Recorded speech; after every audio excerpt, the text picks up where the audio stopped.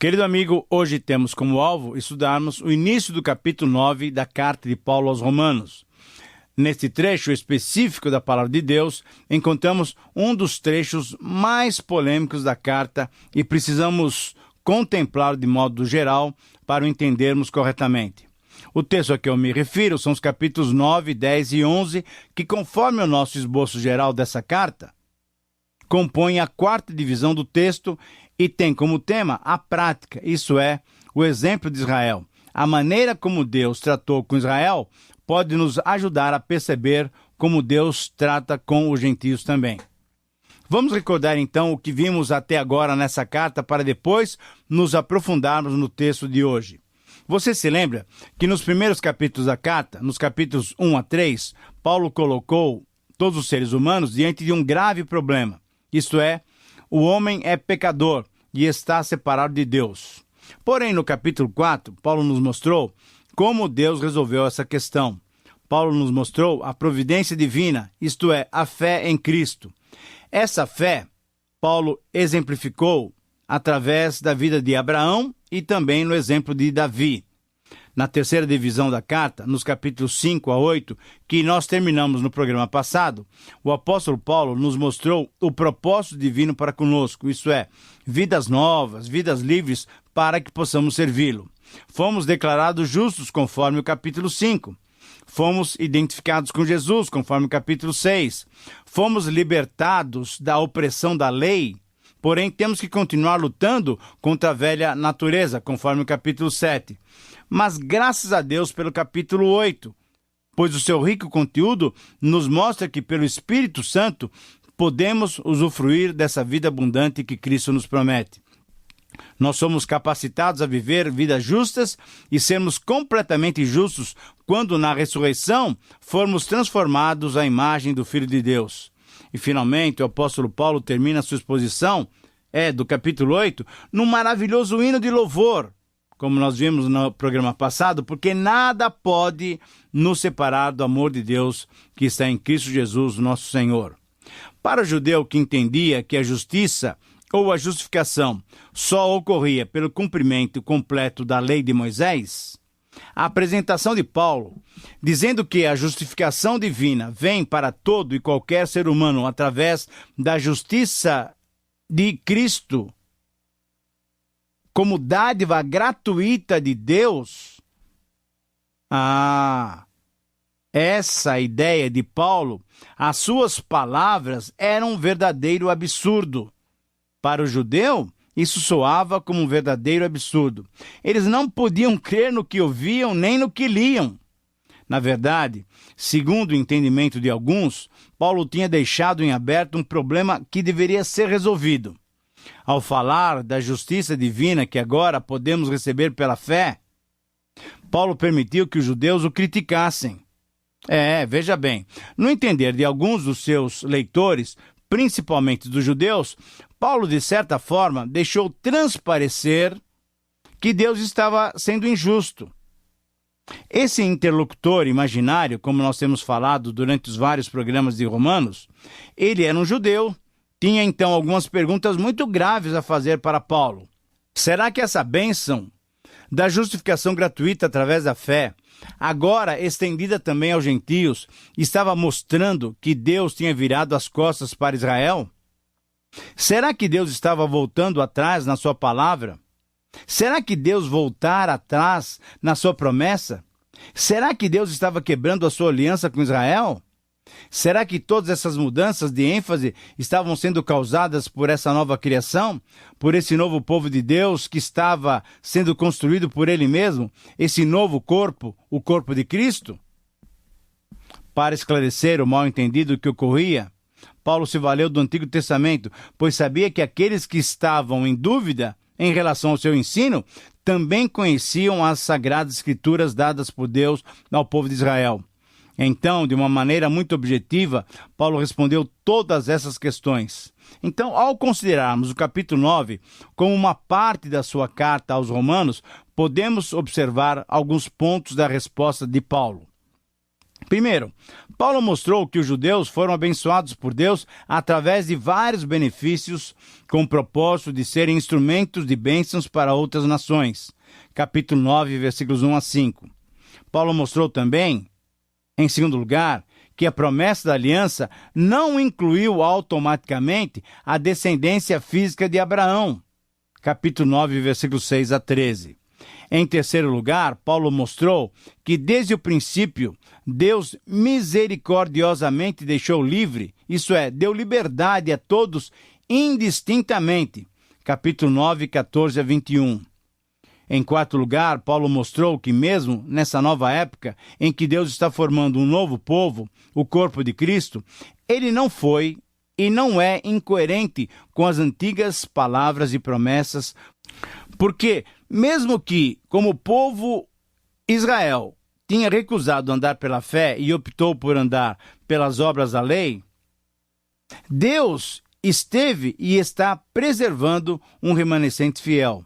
Capítulo 9, versículos 22 a 29.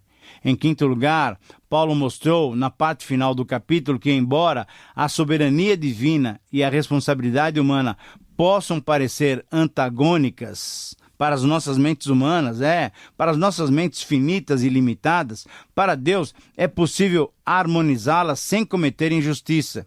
E por isso o judeu é responsável, pois ao invés de buscar a justiça pela fé, ele não creu e entendeu que o melhor caminho era o das obras, da obediência à lei, porém nós sabemos que somente obedeceram à letra da lei.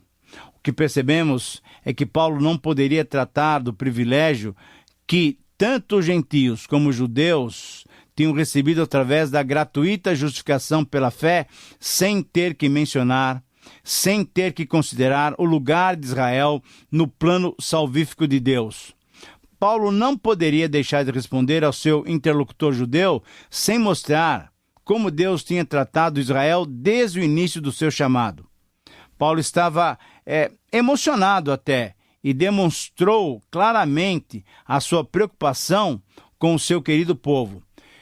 Ele mesmo, sendo um judeu, tinha uma clara compreensão da bênção divina concedida ao seu povo desde o chamado de Abraão.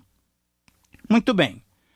Depois desse panorama geral que nos ajuda a compreender melhor o argumento do apóstolo Paulo e principalmente nos ajuda a contemplar com mais clareza o plano maravilhoso de Deus, podemos atentar com mais profundidade para os 5 primeiros versículos desse capítulo que nos mostram a maneira como Deus tratou com Israel. Sugiro então como título para esse parágrafo a seguinte frase: o amor eterno de Deus. O amor eterno de Deus. O texto, então, que nós vamos considerar é Romanos 9, 1 a 5. Como introdução ao assunto que estudaremos, é importante percebermos que, tratando-se da salvação, um dos assuntos chaves dessa carta de Paulo aos Romanos, é necessário sempre levar em conta a história passada, a história presente e a história futura dos judeus. Afinal, foi através deles, do povo de Israel, que Deus planejou trazer e trouxe a mensagem de salvação para todo o mundo.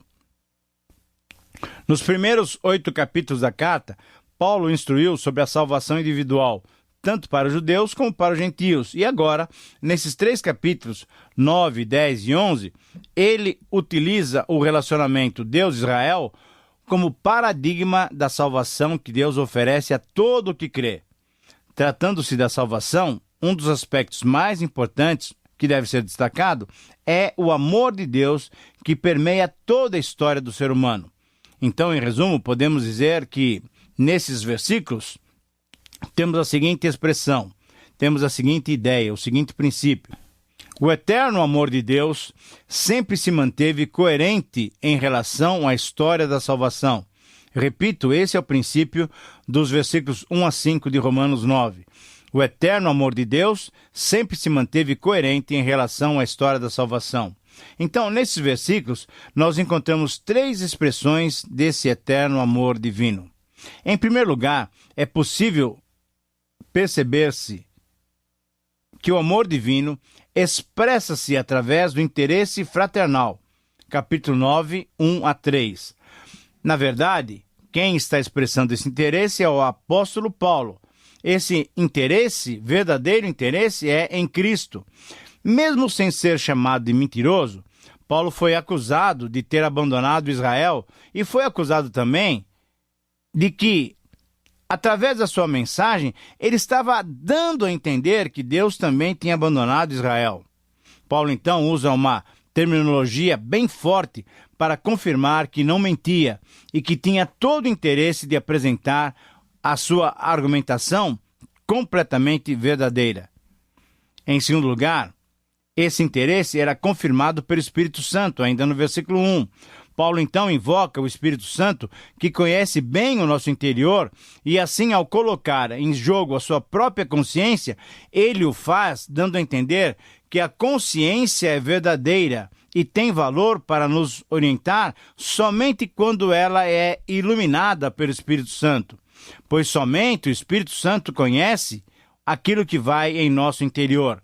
Temos que nos lembrar, então, que somente quando somos habitados pelo Espírito Santo, vivemos sob a sua orientação e as nossas mentes são governadas por ele, é que podemos ter certeza de que a voz da nossa consciência estará nos dirigindo por caminhos verdadeiros e equilibrados. E é isso que Paulo, então, estava demonstrando com essas palavras iniciais do capítulo 9, versículo 1. No versículo 2, nós percebemos o interesse experimentado por sentimentos profundos do próprio apóstolo Paulo.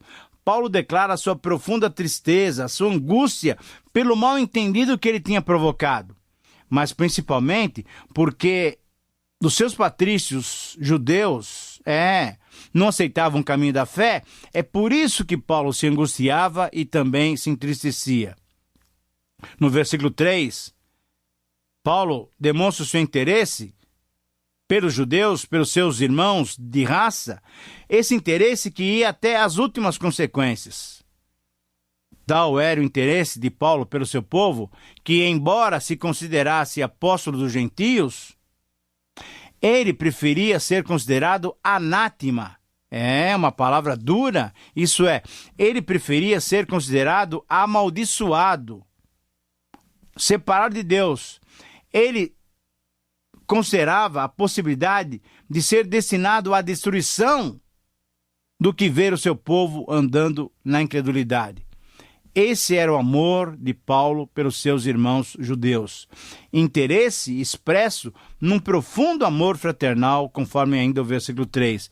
Esse amor fraternal pelos seus irmãos consanguíneos nos faz lembrar de Moisés, que também teve o mesmo desejo de até ser separado de Deus, até ter seu nome riscado do livro da vida, por amar profundamente Israel, conforme nós podemos constatar em Êxodo 32. Então, querido amigo, em primeiro lugar, Paulo está demonstrando que esse amor divino pode se expressar através desse amor fraternal que temos um para com os outros. Mas, em segundo lugar, é possível perceber-se o amor divino como expressão nos privilégios históricos que Israel obteve. Nos versículos 4 a 5, nós encontramos exatamente essa segunda possibilidade. É possível perceber que o amor divino expressou-se nos privilégios históricos que Israel recebeu. E Paulo faz uma lista, então, desses privilégios. São 7 privilégios, e o 8º privilégio, então, ele gasta um tempo específico, porque vai falar de Cristo. O primeiro privilégio é a adoção, isto é, os israelitas foram adotados por Deus como filhos amados, sem que houvesse merecimento, sem que tivesse qualquer mérito, simplesmente pela misericórdia e graça de Deus, Deus os adotou como filhos, para que eles fossem seus representantes em toda a face da terra. Deus os tomou como filhos, conforme lemos em Êxodo 14, 22. Um segundo privilégio é o privilégio da glória. Provavelmente, Paulo está se referindo à glória Shekinah. É aquela glória que encheu o tabernáculo quando ele foi finalmente levantado. Você deve se lembrar de Êxodo 40. Mas certamente era a glória também que Isaías presenciou quando os anjos e serafins adoravam o Senhor. É a glória que nós vemos em Jesus Cristo, que é a imagem perfeita de Deus. Essa glória, já desde o Antigo Testamento, foi dada a Israel também. A possibilidade de verem a glória de Deus era um privilégio que Deus tinha dado a Israel. Um outro privilégio, o terceiro privilégio, eram as alianças. É interessante que Paulo se refere aqui às alianças que Deus estabeleceu com Israel, desde a aliança lá com Abraão. Lá em Gênesis 15, Deus estabeleceu alianças com Abraão. Em Gênesis 15, 17, estabeleceu aliança com Jacó, em Gênesis 28. Enfim, ele estabeleceu aliança com todos os patriarcas, conforme nós vemos lá em Êxodo 6:4. Ele estabeleceu aliança com o povo de Israel, conforme nós vemos lá em Êxodo 19, em Êxodo 24. Ele estabeleceu aliança com Davi, em 2 Samuel 7, 8-16. E ele estabeleceu, na verdade, a nova aliança, que ela foi prometida desde o Antigo Testamento, conforme lemos em Jeremias 31, 31. O Senhor, Deus também, deu um quarto privilégio a Israel, isso é, a lei. Paulo se refere não só aos 10 mandamentos, não se refere apenas ao decálogo em Êxodo 20, mas certamente Paulo está se referindo a toda a lei do Antigo Testamento. Esse era um privilégio. Também Paulo se refere ao privilégio do culto. Isto é, o livro de Levítico é o manual de culto que Deus estabeleceu para que pudesse ser adorado de modo digno e correto. Portanto, os israelitas tiveram o privilégio de ter, da fonte original, um manual de como deveriam se comportar diante de um Deus santo. Em sexto lugar, Paulo menciona que os israelitas também tiveram o privilégio de obterem de Deus as promessas. Veja bem, quando Moisés estava para deixar a liderança de Israel, passando-a para Josué, nos capítulos finais de Deuteronômio, além das punições que foram estabelecidas diante da possível desobediência dos israelitas, foram estabelecidas também maravilhosas promessas que dependeriam da obediência. Por essas promessas, Israel poderia e deveria ser abençoado. Mas, infelizmente, nós sabemos que ele não obedeceu. Enfim, em sétimo lugar, Paulo menciona um outro grande privilégio dos israelitas, isso é, os patriarcas. Os 4 grandes nomes que nós já mencionamos em Gênesis podem ser considerados os patriarcas dos hebreus: Abraão, Isaque, Jacó. Esses são os 3 mais conhecidos e identificados dessa maneira. Mas eu creio que também podemos acrescentar José, pois através dele os israelitas foram para o Egito, onde se multiplicaram, mesmo sob a escravidão, se multiplicaram de um grupo de 70 pessoas para um povo de aproximadamente 2,5 milhões a 3 milhões de pessoas. Ah, querido amigo, esses foram os privilégios que Deus deu a Israel. Mas, sobretudo, Paulo indica ainda que o grande privilégio que eles tiveram foi o Cristo. Paulo se referia aqui ao Messias, a promessa do ungido, daquele que os israelitas estavam aguardando, conforme o próprio Moisés tinha dito em Deuteronômio 8:15. Surgirá depois de mim um profeta. A grande maioria deles ainda esperam esse enviado de Deus, porque não creem que o Senhor Jesus Cristo é o Messias vindo da parte de Deus. Enfim, em terceiro lugar, é possível constatarmos então que o amor divino pode ser expresso e expressou-se por todo Israel através do Cristo enviado. No capítulo 9, versículo 5, nós temos essa expressão. O Cristo é o Messias prometido e aguardado. Paulo não estava dizendo que Cristo pertencia a eles. Paulo estava apenas destacando a descendência judaica do Senhor Jesus Cristo. O Cristo encarnado descende dos patriarcas. Paulo mostrou que pela linhagem humana, Cristo pertencia à descendência judaica, tinha vindo através do povo judeu.